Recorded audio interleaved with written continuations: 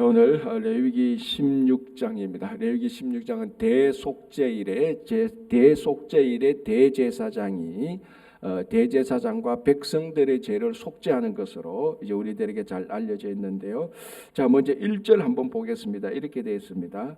아론의 두 아들이 여호와 앞에 나아가다가 죽은 후에, 자, 이게 우리가 레위기 앞에 10장에 있었습니다. 그죠? 오늘 16장인데, 자, 10장에서 아론의 두 아들 나답과 아비후가 다른 불로 제사 드리다가 즉시 죽었습니다. 그리고 난 다음에 그 사건 이후로 11장, 12장, 13장, 14장, 15장까지 우리가 좀 지루하게 살펴본 대로 무엇이 부정한지, 무엇이 정결한지, 무엇이 거룩한지, 속된 것인지 거기에 대해서 하나님께서 일일이 규제를 다 주었습니다. 이게 이제 우리가 레위기를 전체로 보면은 이 나답과 아비후가 죽은 다음에 하나님께서 정결과 부정, 거룩 이런 것에 대한 규정을 다 주어서 하나님께서 정하신 대로 정하게 살고 하나님께서 정하신 대로 부정한 것을 멀리하라는 규례를 줬습니다. 이게 뭐하고 연관되는가 하면 나답과 아비후가 하나님께서 명하지 않는 다른 불로 드렸다가, 우리 또 다른 말로 하면은 다른 불을 다른 말로 하면 자기 불로 드린 거죠. 하나님께서 하나님의 방법대로 한 그 불이 아니고 이제는 자기가 원하는 다른 불로 드렸다가 즉시 그 자리에서 적사했지 않습니까? 그래서 하나님께서 빨리 그 규례를 준 이런 내용들이 나옵니다. 자, 그래서 어제 우리가 살펴본 대로 15장까지 유출에 관한 그 규례까지, 그 유출로 생기는 부정의 규례까지 보고 이제 16장을 보는데 10장에서 나답과 아비후가 죽은 사건을 언급하면서 그 사건을 받아서 이제 16장으로 다시 내려가는 겁니다.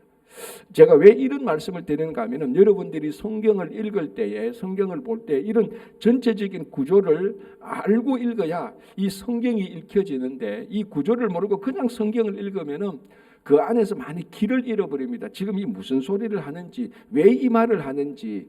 그리고 16장 1절에서 아론의 두 아들이 죽은 후에 이 말을 왜 하는지, 이제 이런 것들을 우리가 알고 성경을 보면은 성경의 원뜻이, 메시지가 우리들에게 훨씬 더 분명하게, 더 정확하게 다가오는 겁니다. 그래서 이런 큰 전체 구조를 보고, 여기서 이런 말씀하시는 거는 저기서 이런 말씀을 했기 때문에 이런 말씀이 주어지는구나. 그래야 우리가 볼 때 진짜 하나님의 말씀의 뜻이 무엇인가라는 것을 우리가 알 수 있는 겁니다. 자, 그리고 난 다음에 보십시오. 2절 보십시오. 이게 10장에서 나답과 아비후가 죽은 사건, 그리고 16장에서 두 아들이 죽은 후를 언급하는 것이 16장 2절하고 같이 연결이 되어 있습니다. 자, 한번 보겠습니다. 여호와께서 모세에게 이르시되 너의 형 아론에게 이르라. 성소의 휘장 안 법궤 위 속죄소 앞에 아무 때나 들어오지 말라. 그리하여 죽지 않도록 하라라고 말합니다. 자, 이게 뭐하고 연관이 있습니까? 아론의 두 아들이 다른 불로 제사 드렸다가 죽은 거하고 연관이 있죠. 이번에는 그 불이 아니고 지성소 안에 들어오는 거 가지고 하나님께서 미리 경고를 하는 겁니다. 왜냐하면 이 지성소에는 대제사장만 들어갈 수 있지 않습니까? 자, 오늘 16장은 이스라엘의 대속죄일인데 이 지성소에는 대제사장이 대속죄일 하루만 들어갑니다. 이게 이제 오늘 본문을 자세히 보면은 저도 한동안 착각했는데 대제사장이 대속죄일 하루에 3번 들어가는 걸로 되어 있습니다. 여기 보면은. 그러니까 대속죄일의 첫 번째는 이제 우리가 좀 이따 보겠지만은 이게 대제사장의 속죄를 위하여서 지성소에 한번 들어가서 그 지성소에 있는 속죄수에 피를 뿌리고, 오늘도 앞에 보면 또 향로를 또 한번 가지고 들어가고, 이번에 백성들의 죄를 속죄하기 위하여서 또 한번 들어갑니다. 어쨌거나 대속죄를 딱 하루만 들어갑니다. 다른 날은 들어가면 안 됩니다. 누가? 대제사장만. 그래서 오늘 16장 2절에 휘장 앞 법궤 위 속죄소 앞에 아무 때나 들어오지 말라라고 말합니다. 이게 뭐하고 연관이 있습니까? 아론의 두 아들 나답과 아비후가 아무 불로 하나님께 제사 드린 것하고 연관이 있는 겁니다. 그러니까 아무 때나 들어오지 말라. 하나님의 정한 때가 있다는 겁니다. 아무 불로 드리지 말라. 그 다른 불로 제사를 드리지 말라. 하나님이 정한 불이 있지 않습니까? 그러니까 여기서 지금 이 특별히 제사장 또는 대제사장이 하나님께 제사를 드리는 것은 자기 마음대로 드리는 게 아닙니다. 하나님께서 정해놓은 게 있습니다. 하나님께서 정해놓은 시간이 있고 하나님께서 정해놓은 장소가 있고 하나님께서 정해놓은 방법이 있습니다. 하나님께서 정해놓은 예물이 있습니다. 그러니까 이 제사를 내가 보기에 좋은 것, 내가 편한 것, 내 생각, 그게 하나님께 올려지는 제사가 아니라는 겁니다.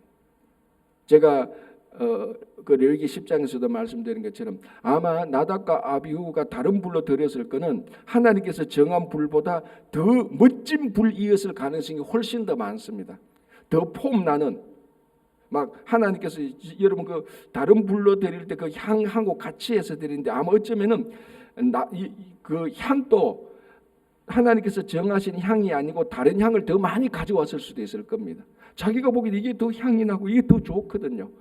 그러나 문제는 하나님께서 정한 불, 하나님께서 정한 시간, 하나님께서 정한 예물, 그거라는 겁니다. 그래서 오늘 16장 1절 2절에 이번에는 다른 불이 아니고 지성소 안에 들어오는, 속죄소 안에 들어오는 그때 아론 네가 아무 때나 돌아오면 안 된다. 대속죄일에만 들어오고 속죄를 향한 피를 뿌릴 때 들어오고, 그리고 향로를 가지고 그 향을 피울 때 그 안에 그 앞에 향을 가득하게 할 때 들어오는 이런 시간을 정해놨습니다. 이거를 통해서 우리가 알 수 있는 신앙의 교훈은 뭡니까? 참 우리가 한평생 살아가는 동안에 세상 사람들이 좋아하는, 내가 좋아하는 그런 가치와 방법, 목적이, 그 목적을 우리는 세상의 목적이 아니고 진짜 하나님의 목적이어야 되는 겁니다. 하나님의 방법대로 살아가야 되는 거예요. 그리고 우리가 지금 레위기 1장부터 16장까지 어떻게 보면 지루하게, 정말 지루하게, 그래서 읽어도 정말 읽고 설명을 들어도 헷갈릴 정도로 규정들이 많이 있었습니다. 그런데 이 모든 것을 한마디로 말하면 이게 전부 다 하나님께서 정해놓은 방법이라는 겁니다. 그렇죠? 그래서 우리가 인생을 살아가는데 하나님께서 정하신 방법대로 살아가는 것, 이것이 굉장히 중요한 겁니다. 그렇죠? 자, 다시 볼게요. 2절. 여호와께서 모세에게 이르시되 내 형 아론에게 이르라. 성소의 휘장 안 법궤 위 속죄소 앞에. 자, 이제 여기서 우리가 법궤 위 속죄소입니다. 자, 우리가 앞에서 이미 법궤. 자, 법궤의 다른 말이 뭐죠? 언약궤. 또 다른 말로 증거궤. 그러니까 여러분 성경을 읽다가 언약궤, 법궤, 증거궤 나오면은 이건 뭐야, 저건 뭐냐 그렇게 할 것이 다 같은 겁니다. 그리고 속죄소 또는 시언소, 이거 다 같은 말이거든요. 그래서 자, 한번 법궤 위, 자 그러면 속죄소는 제가 말씀드린 법궤 또는 언약궤의 윗뚜껑이 있지 않습니까? 윗뚜껑 부분, 거기에 바로 속죄소 자리입니다. 속죄소가 뭐냐면은 이게 속죄가 일어나는 장소거든요. 시언소는 뭐냐면 영어로 mercy seat이죠. mercy, 자비가 일어나는 장소. 이게 그러면 언약궤가 사각형인데 그 뚜껑 위 그 장소가 바로 속죄소, 시언소입니다. 속죄소는 그러니까 이 속죄소 또는 시언소, 여기서 무슨 일이 일어나는가 하면 세 가지 일이 일어납니다. 성경은 첫째는 속죄가 일어나죠. 그래서 속죄소죠, 그죠? 속죄소. 그리고 두 번째는 시언소, 하나님의 은혜가 주어진다는 의미고, 세 번째는 여기를 하나님의 임재의 장소입니다. 여기서 하나님께서 만나 주시는 겁니다. 그래서 오늘 또 이제 16장 여기 11절 12절 보면 하나님을 만나기 위해서 대제사장이 직접 만나기 위해서 직접 하나님 만나서 얼굴을 보면 대면하면 죽으니까 향로를 가져가다가 향을 가득하게 피웁니다. 하나님을 직접 못 보도록. 그 속죄소 위, 그 하나님의 임재의 장소니까 바로 이런 의미가 주어지는 거예요. 그래서 법궤 위 속죄소, 이제 오늘은 속죄소라고 말하는 것은 여기서 대제사장의 속죄와 이스라엘 회중의 속죄를 하는 겁니다. 여기 지금 피를 뿌리는 거죠. 그러니까 대제사장의 속죄를 위해서 대제사장이 지성소 안 법궤 위 속죄소에 피를 7번 뿌려서 속죄함을 받는 기고, 그리고 한번 이제 이스라엘 백성들의 회중을 위하여서 또 들어가서 피를 뿌려서 속죄함을 받는 겁니다. 그래서 속죄소라고 얘기를 하는 겁니다. 여기에 대속죄 1년에 하루 대제사장만 그날에 들어올 수 있는 그게입니다. 그러니까 아무나 아무 때나 아무 목적으로 들어올 수 있는 게 아니라는 것을 굉장히 우리가 중요하게 봐야 되는 겁니다. 자, 3절 보겠습니다. 아론이 성소에 들어오려면 성소에 들어오려면 숫송아지를 속죄 제물로 삼고 숫양을 번제 제물로 삼고, 전형적인 우리가 앞에서 본 대로 대제사장에 위한 속죄제입니다. 대제사장을 위한 제사인데 속죄제를 드리고 번제를 드리는, 그리고 속죄제를 위해서는 제물이 뭔가 하면 숫송아지고 번제는 숫양을 가지고 와라 이렇게 말합니다. 자, 4절 거룩한 세마포 속옷을 입으며 세마포 속바지를 몸에 입고 세마포 띠를 띠며 세마포 관을 쓸지니 이것들은 거룩한 옷이라 물로 그의 몸을 씻고 입을 것이며. 자, 대속죄일에 대제사장이 지성소에 들어갈 때는 평소에 입고 있는 대제사장의 복장하고 다릅니다. 우리가 평소에 입고 있는 대제사장의 복장은 앞에서 봤죠. 푸른 겉옷이 있고 여기 판결 흉패 있고 판결 흉패 보석이 있고 여기에 금띠가 있고 대제사장의 여기에 머리띠가 있고 여기에 또 관이 있고, 그죠? 그래서 여호와께 성결하라 해서 굉장히 그 대제사장의 복장을 보면 굉장히 화려합니다. 에봇이 있고, 그죠? 굉장히 화려했습니다. 색깔도 굉장히 컬러풀하고 화려한 푸른 옷에다가 흰 속옷이 있었고 여기 판결 흉패 보석이 12개가 있었고 막 있었고 여기 또 금이 있었고, 그죠? 굉장히 화려했는데 대제사장이 지성소에 들어갈 때는 무슨 옷을 입으라고요? 세마포 옷입니다. 자, 보십시오. 다시 세마포 속옷, 세마포 속바지, 세마포 띠, 세마포 관. 그러니까 화려한 거 다 벗고, 세마포가 뭡니까? 아주 그 흰색의 가는 배로 짠 옷 아닙니까? 우리말로 하면 흰 옷은 아주 담백한, 아주 단순한 흰 옷입니다. 흰 옷. 흰 옷으로 된 배옷이죠. 배옷. 그러니까 하나님 앞에 들어갈 때 그 모든 화려한 컬러 있는 것은 싹 다 빼고, 그리고 몸에 장신구, 금 이런 거 다 빼고 세마포 옷만 입고 들어갑니다. 세마포 겉옷, 세마포 속옷, 세마포 띠, 세마포 관, 전부 다 세마포로. 이게 우리가 요한계시록을 보면은 하나님 앞에 하나님 앞에서 구원받은 이스라엘 백성들이 입었던 거룩한 옷이 무슨 옷이었죠? 이 다 세마포 옷이었습니다. 그러니까 이게 컬러가 화려한 컬러가 없습니다. 아주 흰색. 그리고 이 흰색의 의미가 뭘까? 순수함이죠. 순수함이고 나중에 승리의 색깔 아닙니까? 하나님 앞에 단순한 것. 그게 바로 대제사장이 대속죄일에 하나님 앞에 속죄하러 들어갈 때는 이 세마포옷을 입고 들어가는 것을 우리가 알 수 있습니다. 그리고 우리가 하나님 앞에 살아가야 되는 삶의 모습이 또 여기서 나타나는 것 아닙니까? 우리가 화려한 옷을 입고 세상 사람들이 많은 금장식구를 많이 몸에 달고 있다고 해서 하나님 앞에 나아가는 모습이 아닙니다. 그죠? 단순하지만 순수하게, 그죠? 그렇게 세상의 장식구를 다 띄고 나가는 하나님의 그 모습을 보여줍니다. 자, 5절 이스라엘 자손의 회중에게. 자, 그러니까 2절 3절은 대제사장을 위한 속죄를 말하고 있고 4절 5절 6절은 이스라엘 회중을 위한 속죄. 우리가 앞에서 속죄 제사 받지 않습니까? 그죠? 속죄 제사는 이스라엘 그 대제사장을 위한 이것도 있고 이스라엘 백성들의 회중을 위한 것도 있습니다. 자, 5절 이스라엘 자손의 회중에게서 속죄 제물로 삼기 위하여 숫염소 2마리와. 이제 오늘 이 대속죄일의 중요한 이 짐승이 바로 이 숫염소 2마리입니다. 자, 이게 이제 바로 한 염소는 뭡니까? 아사셀 염소고 한 염소는 속죄제 염소죠. 이 두 이스라엘 백성, 그러니까 이 대속죄일이 가장 중요한 사역 중에 하나는 이스라엘 백성들의 회중의 죄를 속죄하는 거라니까 매년. 그래서 이스라엘 백성들의 회중으로 속죄하기 위해서 숫염소 2마리가 꼭 필요합니다. 한 마리는 제비 뽑아서 이제 나오죠. 제비 뽑아서 한 마리는 하나님 앞에 드리는 속죄제 염소, 한 마리는 아사셀 광야로 보내는 아사셀 염소. 이제 여기 나오는 겁니다. 그래서 5절에 이스라엘 자손의 회중에게서 속죄 제물로 삼기 위하여 숫염소 2마리와 그리고 번제물로 삼기 위하여 숫양 1마리를 가져갈지니라. 자, 이것을 누가 합니까? 아론이 하는 거예요. 자, 우리가 앞에서 우리가 번제를 드릴 때 번제물은 누가 들고 갔습니까? 누가 들고 가서 번제물에는 짐승을 누가 죽였습니까? 제사 드리는 사람이 갔습니다. 그리고 잡아서 피와 기름을 주면 제사장이 그것을 받아서 올렸죠.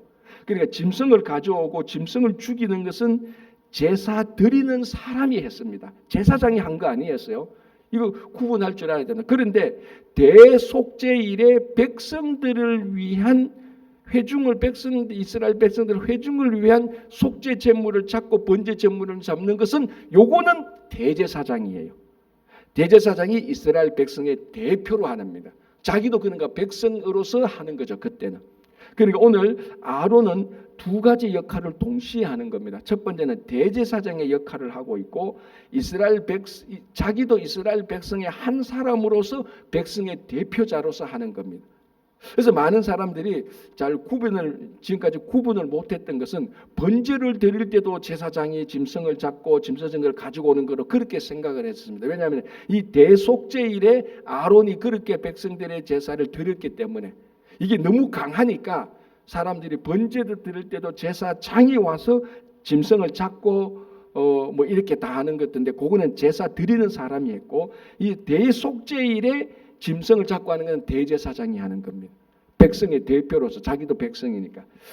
자, 그래서 이스라엘 자손의 회중에서 속죄 제물을 삼게 순염소 2마리와 번제물을 삼게 수장 1마리를 가져갈지니라. 누가? 아론이 하는 겁니다. 자, 다시 이제 6절 아론은 자기를 위한 속죄제의 수송아지를 드리되 자기와 집안을 위하여 속죄하고 또 그 두 염소를 가지고 회막문 앞에 두고 이 두 염소는 뭡니까? 이스라엘 자손의 속죄제를 위한 두 염소입니다.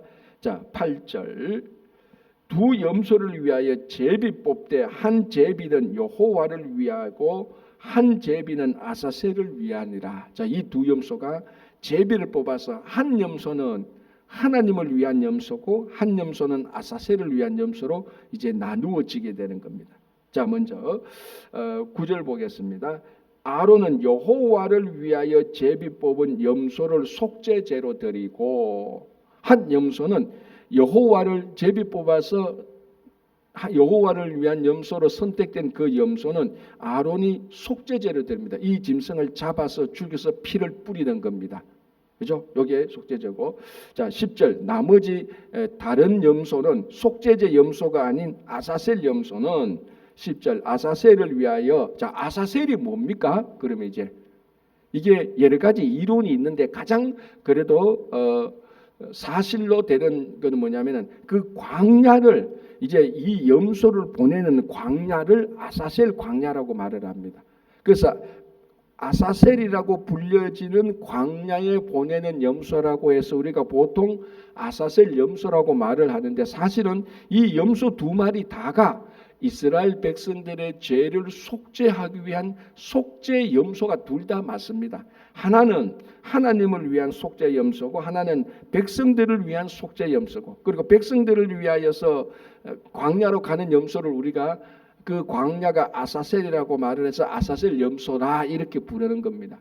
이 광야는 뭐냐면 무인지경이라고 말합니다. 사람이 없는 광야입니다. 그리고 이 광야는 거기 들어가서 나중에 보면 그 광야를 가다가 큰 낭떠러지가 있으면 그쪽으로 가서 이제 보통 낭떠러지에 떨어서 죽고 이 아사셀 이 염소가 아사셀이라는 광야에 들어가서 결코 돌아오는 법이 없습니다. 이게 또 중요하죠. 왜냐하면은 이제 여기 20절부터 21절까지 이 아사셀 염소를 처리하는 방법이 나오는데 간단하게 말하면 이스라엘 백성들은 모든 죄를 이 염소에게 넘기지 않습니까? 그래서 이 염소가 이스라엘 백성들의 모든 죄를 지고 광야로 들어가서 거기서 죽습니다. 그래서 죄가 사라지는 그런 상징적인 의미가 있는 것이죠. 그래서 이스라엘 백성들이 죄가 속죄함을 되는 겁니다. 그런데 만약에 이 염소가 광야에 갔다가 다시 돌아오면 어떻게 됩니까? 죄가 없어진 줄 알았는데 죄가 다시 돌아온 게 되는 겁니다. 이거는 안 되는 거죠. 그래서 무인지경 그 광야로 한 번 더 가면 결코 돌아올 수 없는 그래서 가다가 굶어 죽거나 아니면 낭떠러지에서 떨어져 죽거나 어쨌거나 이 염소는 그 광야에서 돌아오지 못하고 죽어야 되는 겁니다. 이런 광야를 아사셀 광야라고 말을 합니다. 돌아올 수가 없는 거죠. 그래서 한 염소는 잡아서 속죄제를 하나님 여호와를 속죄제로 드리고 한 염소는 아사셀로 드리는 그것을 얘기하는 겁니다. 자 10절 아사셀을 위하여 제비 뽑은 염소는 산채로 여호와 앞에 두었다. 자 그러면 여호와를 위한 속죄제 염소는 바로 거기서 죽여서 제사를 드린 그리고 이 피를 가지고 아론이 지성소 속죄소 위로 들어가는 겁니다. 자 그러니까 어느 염소가 중요합니까? 그렇죠. 둘 다 중요한 거죠. 사실은 이 순염소 둘 다가 이스라엘 백성들의 회중의 죄를 다 용서해 주는 그런 의미가 있습니다. 자, 속죄 염소는 어떻게 되나? 속죄제 염소하고 아사셀 염소가 있는데 속죄제 염소는 이 염소가 죽은 이 피가 속죄소 위에 뿌려지는 겁니다. 그래서 하나님께서 그 피를 보고 우리말로 그 피를 보고 이스라엘 백성들의 죄를 용서해 주는 겁니다. 그럼 어떻게 보면요, 이스라엘 회중의 죄의 용서가 두 번 일어나는 것하고 마찬가지입니다. 속죄제 염소를 통해서 이스라엘 백성들의 죄가 용서함을 받고 아사셀 염소를 통해서 또 이스라엘 백성들의 죄가 다 사라지고 이게 두 번 하는 그런 의미가 있습니다. 의미가 주어지는 거죠. 순염소 두 마리를 위해서. 자 10절 보겠습니다. 11절 아론은 자기를 위한 속죄제의 숫송아지를 드리되 자 이거는 이제 아론이 자기 죄를 위한 겁니다. 자 지금 아론이 대속죄를 드려야 되는 제사가 몇 개입니까? 자기를 위한 속죄제와 번제가 있고 이스라엘 백성들을 위한 속죄제와 번제가 있습니다.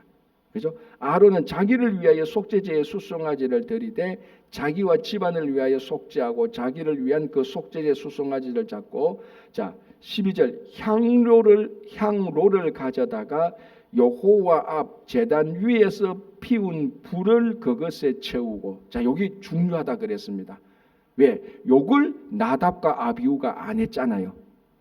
그러니까 향로의 불은 여호와 앞 제단 위에서 피운 불, 요 불은 보통 번제단에서 제물을 삼을 때 답은 그 불입니다. 번제단의 불, 요거를 가지고 와야 되는데 나답과 아비후가 다른 불을 가져왔단 말이에요. 어디서 가져온 줄은 모릅니다. 어쨌거나 이 불이 아닌 하나님께서 정한 불이 아닌 다른 불을 가져왔다는 것이 정설입니다. 그죠? 자, 그래서 이 아론은 이제 향로를 가져다가 여호와 앞 제단 위에서 피운 불 그것을 향로에 채우고 또 곱게 간 향기로운 향을 두 손에 채워 가지고 휘장 안으로 들어가서 이게 뭡니까? 이제 지성소 안으로 들어간 겁니다. 휘장을 열고 들어간 겁니다. 첫 번째 지성소에 들어간 거죠. 여호와 앞에서 분향하여 연기로 정극계 위 속죄소를 가리게 할지니 그리하면 그가 죽지 아니할 것이라. 뭐를 가립니까? 속죄소를 가려야 됩니다. 왜 속죄소를 가린다고 얘기했죠? 제가 앞에서 거기에 하나님께서 임재하니까. 왜 하나님께서 속죄소 위에서 내가 이스라엘 백성들과 만나겠다고 약속을 했습니다. 그러니까 실제로 제가 전에도 이런 말씀드린 겁니다. 실제로 만약 이 지구상에서 하나님이 실제로 임해서 사람들을 만나주는 장소 한 곳을 딱 볼펜으로 딱 찍으라 그러면 바로 이 장소입니다. 성막, 지금 여기는 성전이 아니었지 않습니까? 성전 이전에 성막에 지성소에 들어가면은 언약궤가 있는데 언약궤 위에 크게 한 이 정도 됩니다. 그 위 자리, 거기 하나님께서 실제로 임재하는 겁니다. 자, 그러면 하나님 임재한 하나님을 정면에서 보면은 누구든지 다 죽게 되지 않습니까? 그래서 향을 피워서 가득하게 합니다. 대충 피우는 게 아닌 거. 앞에 있는 사람이 안 보일 정도로 향을 가득하게 피웁니다. 그리하여서 네가 죽음을 면하라 이렇게 들어가죠. 그리하면 속죄소를 가리게 할지니 그리하면 그가 죽지 아니할 것이라. 일단 먼저 향을 피우고 자 14절 그는 또 숫송아지의 피를 가져다가 손가락으로 속죄소 동쪽에 뿌리고 속죄소 동쪽에 피를 먼저 뿌립니다. 이게 왜 동쪽이냐 이제 왜 북쪽, 서쪽, 남쪽은 아니냐? 여기에 대한 오늘 본문에 대한 설명은 없습니다. 그러나 대체로 지금도 이스라엘 백성들은 지금도 메시아가 왔다고 생각합니까? 안 왔다고 생각합니까? 메시아는 아직 이스라엘 백성들은 메시아가 아직 안 왔다고 생각하죠. 예수님께서 이 땅에 오셨는데 자기들은 예수님을 메시아로 인정 안 하지 않습니까? 그리고 이 이스라엘 백성들은 언제 메시아가 오느냐면 종말에 메시아가 온다고 생각하고 종말에 오는 메시아가 이스라엘 백성들 외에는 다른 이방 민족을 심판한다는 그런 이제 생각이 있는데, 그래서 여러분 예루살렘 성지순례 가면 예루살렘 성전에 그 성전 바깥에 무덤이 많지 않습니까? 그쪽에 다 감람원에 있고 그죠? 그쪽 그 무덤이 있고 그 무덤을 통해서 성전에 들어가는 담이 있고 문이 있습니다. 그 문이 지금도 잠겨져가 있죠. 그래서 가면은 가이드가 다 똑같이 하는 말이 저 문이 잠겨져 있는데 저 문이 언제 열린다고 말합니까? 종말에 메시아가 오면 저 문이 열리고 메시아가 그 문을 통해서 성전으로 들어간다고 말합니다. 이 문이 동쪽 문이에요. 그 동쪽 문은 이스라엘 백성들이 메시아가 들어오는 쪽이라고 생각을 합니다. 그래서 그 문은 항상 정결해야 되는 겁니다. 아마 이 동쪽 문에 피를 뿌리는 것은 그 동쪽에 정결하게 하는 것은 아마 메시아를 위한 정결합니다라고 그렇게 이제 많이 얘기를 합니다. 이게 자기들의 속죄소 메시아를 기다리는 마음에서 어쨌든 동쪽에 피를 뿌리고, 자, 그 다음에 중요한 또 손가락으로 그 피를 속죄소 앞에 7번 뿌립니다. 속죄소 앞에 7번 뿌려서 이제 죄 용서를 받죠. 자, 이제 중요한 것은 19절, 15절 또 백성을 위한 속죄제 염소를 잡아. 자, 지금 14절은 대제사장의 속죄제였죠. 이제는 백성들의 속죄입니다. 백성을 위한 속죄제 염소자. 이 속죄제 염소는 아까 2마리 염소가 오는데 제비 뽑아서 1마리 당첨된 거죠. 그 염소를 잡아서 그 피를 가지고 휘장 안에 들어가서 수송아지 피로 거기서 피를 뿌림으로 앞에서 했는 것처럼 대제사장의 7번 뿌림으로 말미암아 이스라엘 백성들의 죄를 용서함을 받게 됩니다. 그렇게 해서 매년 한 번 공식적으로 대제사장이 대속죄일에 들어가서 속죄제 염소를 잡아서 그 피를 속죄소 위에 뿌림으로 말미암아 이스라엘 백성들의 죄가 용서함을 받게 되는 겁니다. 이걸 어떻게 합니까? 매년 반복해서 해야 됩니다. 매년 반복해서. 자, 그런데 이제 히브리서를 보면 어떻게 되어 있습니까? 이것을 예수님께서 자기가 대제사장이면서 자기가 제사 드리는 사람이면서 자기가 그 속죄제의 제물이 되어서 단 한 번의 영혼을 위해서 죽음으로써 예수 그리스도를 믿는 사람에게는 이 속죄제 염소의 피가 예수 그리스도를 믿음으로 말미암아 계속해서 우리에게 죄 용서하는 일이 일어나는 거죠. 예수 그리스도를 믿을 때. 그래서 예수 그리스도를 믿는 사람은 이 속죄제 제사를 드려야 될 이유가 전혀 없는 겁니다. 예수님께서 그것을 다 이 속죄제에서 일어나는 속죄의 효과를 예수님께서 완성시켰고 우리가 예수를 믿음으로 말미암아 예수님께서 완성시킨 속죄의 효과가 우리들에게 넘어오는 겁니다. 그래서 우리가 죄 용서함을 받는 겁니다.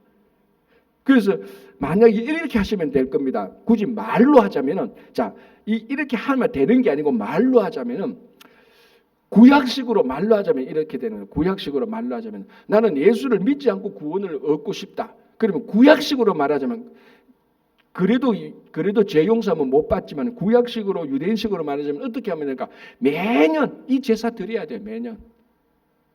예수님께서 오실 때까지 이 제사를 드렸단 말이에요. 그런데 히브리서를 보면 예수님께서 자기가 이 제사의 완성이기 때문에 단번에 영혼을 위하여서 단번에 해결했기 때문에 이제 이 제사는 철폐되는 겁니다.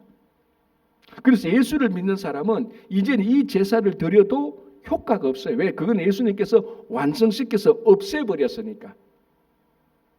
예수 믿는 사람들한테는 이제 이쪽으로 구약의 이 속죄제 이 제사로 돌아갈 길도 없습니다. 예수님께서 완성시켜서 없애버렸으니까. 그런데 예수를 안 믿는 사람들이 자꾸 이제 구약식으로 이제 이렇게 이제 이런 제사를 드리는 거죠. 물론 요즘 또 이렇게 그대로 제사 드리는 사람은 없습니다. 물론 저기 이스라엘 아주 극단적인 하시딤파에 가면은 이렇게 1년에 한 번씩 제사 드리는 이런 사람들이 있긴 있습니다. 아주 극단적인 아주 소수의 사람들. 그 사람들은 문명을 거의 거부한 사람들. 그 사람들은 자기 아이들을 일반 학교도 안 보내요. 학교도 안. 그래서 제가 전번에 기사를 보니까 거기 있는 고등학생들이 곱하기도 잘 못해요. 왜? 학교를 안 갔으니까. 산수를 안 배우니까. 그러니까 아주 이스라엘 사람이 살고 있지만 거의 아마존에 살고 있는 사람 수준이에요. 그런 사람들은 1년에 한 번씩 이런 제사를 비슷하게 드려요. 그러니까 이스라엘 사람들이라고 해서 지금 이런 제사를 그대로 드리지는 않습니다. 그러나 우리 예수 믿는 사람들한테는 이런 제사 자체가 못 드립니다. 왜? 철폐되어 버렸어요. 예수님께서 다 완성시켰기 때문에. 그렇죠? 자, 하지만 이 의미가 예수 그리스도의 십자가에 그대로 들어가 있는 겁니다. 그렇죠? 13절 다시 볼게요. 또 백성을 위한 속죄제 염소를 잡아 그 피를 가지고 휘장 안에 들어가서 그 수송아지 피로 행함같이 그 피로 행하여. 그러니까 대제사장이 대제사장의 속죄제를 드린 것 같이 제사를 드린다라고 되어 있는 겁니다. 그죠? 자, 이제 중요한 거는요. 20절 한번 보겠습니다. 아사셀 염소를 처리하는 방법인데요. 그 지성소와 회막과 제단을 위하여 속죄하기를 마친 후에, 자, 이거는 뭡니까? 이제 속죄제 염소를 처리한 후에 이제 다른 염소를 이제 말하는 겁니다. 마친 후에 살아있는 염소를 드리다. 아직 이 염소는 살아 있습니다. 그죠? 안 죽이죠. 아사셀로 보내야 되니까. 21절 아론은 그의 두 손으로 살아있는 염소의 머리에 안수하여. 아까 제가 했죠? 보통 번제 이런 제사를 드릴 때는 제사자가 짐승에게 안수해서 짐승을 잡는다 그랬습니다. 그런데 아사셀 염소는 아론이 이 염소에게 안수를 하는 겁니다. 그럼 여기서 아론은 누구냐? 대제사장입니까? 아니요. 백성의 대표자예요. 여기는 대제사장으로서 안수하는 게 아니고 백성의 대표자로서 안수하는 거예요. 왜? 번제 드릴 때 백성 제사 드리는 백성이 와서 안수한다 그랬지 않습니까? 그러니까 여기서는 그러면 이 염소에 모든 백성이 와서 다 안수할 수는 없지 않습니까? 그래서 아론이 백성의 대표자로서 여기에다가 안수를 해서 21절 아론은 그의 두 손으로 살아있는 염소의 머리에 안수하여 이스라엘 자손의 모든 불의와 그 범한 모든 죄를 아뢰고, 백성의 대표자로서 그 염소에 안수하면서 우리 백성들이 지난 한 해 동안 또 교만했습니다. 또 탐욕했습니다. 우리끼리 또 싸웠습니다. 모든 죄를 다 고하고 그 죄를 그 염소의 머리에 두어 고해서 그 이제 죄를 염소의 머리에 올려놓는다, 이런 의미죠. 두어 정가시키는 겁니다. 백성들의 모든 죄를 이 염소 한 마리에 정가시켜서 미리 정한 사람에게, 자 이제 이거 내일 한번 보겠는데, 미리 정한 사람에게 맡겨. 이 염소를 누가 아사셀로 데리고 갑니까? 미리 한 사람을 정해 놓습니다. 이 사람이 이 염소를 데리고 광야로 들어갑니다. 자, 22절 염소가 그들의 모든 불의를 지고, 여기서 무엇이 연상됩니까? 염소가 이스라엘 백성들의 모든 불의를 짊어지고, 뭐가 연상됩니까?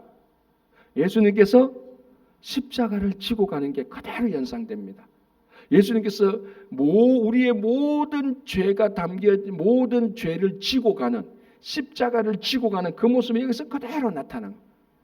이 아사셀 염소가 이스라엘 백성들의 모든 죄를 지고 광야로 가서 죽는 것처럼 예수님께서 우리의 모든 죄를 지고 골고다 언덕에 가서 십자가에서 죽으신 겁니다.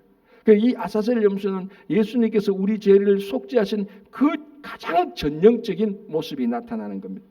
자, 염소가 그들의 모든 불의를 지고 접근하기 어려운 땅에 이르거든 그는 그 염소를 광야에 놓을지니라. 자, 접근하기 어려운 땅이 뭡니까? 거기에 놓는다는 것은 이 염소가 돌아올 수 있다 없다, 못 돌아온 땅에 가서 놓는 겁니다. 그 염소는 그 광야에서 굶어 죽거나, 접근하기 어려운 땅이니까 돌아오지 못하니 죽거나, 아니면 광야를 가다가 큰 낭떠러에서 떨어서 죽어서 죄가 영원토록, 이스라엘 백성들의 대표자인 아론이 모든 죄를 염소에게 넘긴 이 죄가 절대로 자기들한테 돌아오지 않도록 이 염소를 죽여서 이스라엘 백성들의 죄를 속죄해 주는 것입니다. 자, 우리는 이제 이 모든 것들이 예수 그리스도 안에서 다 완성되었습니다. 그래서 우리가 예수님에게 고백한 그 죄가 우리한테 돌아오지 않습니다. 그런데도 우리는 이 죄의 영향이 남아가지고 계속해서 죄를 반복하는 거예요. 그래서 우리는 그때마다 계속해서 십자가의 능력으로 우리 속에 있는 죄의 영향력을 다 이겨야 되는 겁니다. 여러분, 죄는 이미 십자가 앞에서 패배해서 게임은 끝난 거예요. 이미 죄는 패배했습니다. 그런데도 우리가 자꾸 죄를 짓는 이유는 죄는 패배했는데 제가 늘 말씀드린 그 영향이 남아 있습니다. 쉽게 말하면 후유증이 아직까지 남아 있는 겁니다. 그게 영향으로 계속해서 넘어지고 깨어지고 하는 겁니다. 그래서 오늘 또 이제 어제부터 우리가 사순절 시작되지 않습니까? 사순절 때는 특별히 더 십자가를 묵상하면서 십자가에서 우리 죄가 이미 용서함을 받았고 죄는 이미 패배했는데 내가 계속해서 반복하는 것은 십자가의 능력으로 우리가 우리 속에 있는 죄의 영향력을 뿌리치고 물리치고 그래서 승리하는 삶을 살아가는 그것을 계속해서 묵상하고 살아가는 사순절이 되시기를 바랍니다. 기도하겠습니다.